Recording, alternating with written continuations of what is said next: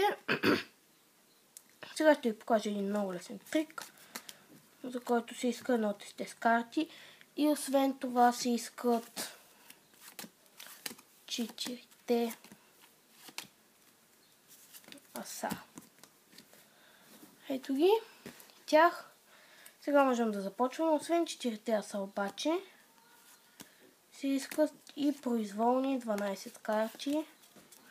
И са произволни и другата част от тестето ни не трябва. Взимаме асата и ги раздаваме. А в всяко асо раздаваме другите 12 карти.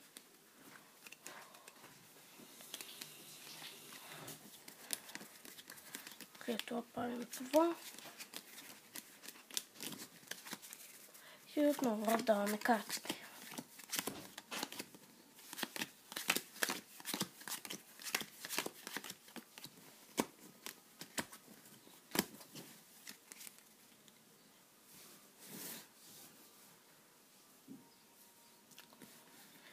Това беше трикът. Лесен е за изпълнение. А сега да го започнем от начало. Може и без първата част, която аз направих, но според мен с нея е по-интересно. И какво ви трябва? Трябва ви ето такава подредба. Асо, някаква карта. Асо, някаква карта. Асо, някаква карта. И асо. След като картите са в такава подредба, се поставят най-отдолу. За препоръчване асака пика да е най-отдолу. След това се иска да слайднете едната карта назад, което как става, можете така докато правите картите. Вижте, ето така, правите го бавно и започвате да дърпате карти от тук. Можете, което е по-трудно, да приплъзнете най-долната карта, да задържите и да приплъзнете най-долната карта с пръстите си, но според мен така е по-лесно. Трябва ви не по-голям отвор от този, но може да си направите по-голям, рискувате да ви хванат. Правите така, дърпате една карта и я поставяте тук, една карта тук. Тук, тук, тук, тук и когато се наредят тук 3 карти, тук връщате и взимате вече най-долната карта, която сте преплъзнали в началото. Раздавате ги така. Казвате, за този трик ще са ни нужни 4 аса и произволни 12 карти. И след това следвате точно каквото аз направих, защото този трик е механичен.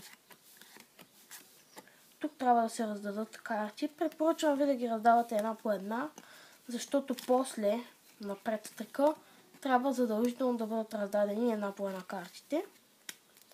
След като вземете две, правите финки брейк и хващате с малкото пръстче.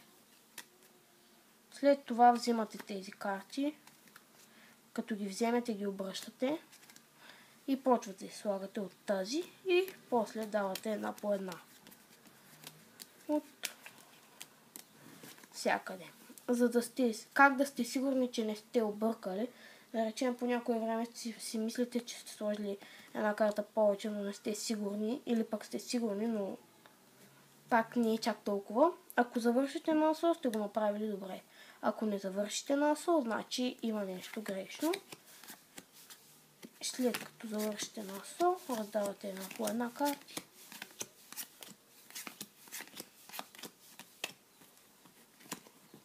После правите така. Става много лесно. И ако видите гръб на карта, това значи, че ако разстелите, ще видите асата. Ако видите лице, значи, че ще разстелите. Ако разстелите, ще видите 4 произволни карти. Може да направите това. Да изглежда, че има повече карти.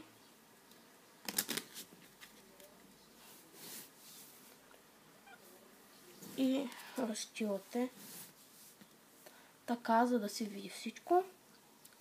Надявам се фокусът да ви е харесал. Също така ще се надявам, ако коментирате, цъкнете палец нагоре и се абонирате за канала ми. Ще има вече нови клипове, много повече клипове. Сега е началото на лятната ваканция, мисля, че ще се взема да снимам повече. Имам и сурови кадри, но те са много по-зле направени, с много по-лош кадър. Вече мисля, че клиповете ми ще са с HD качество. Ще има нови и нови трикове, които аз съм измислил.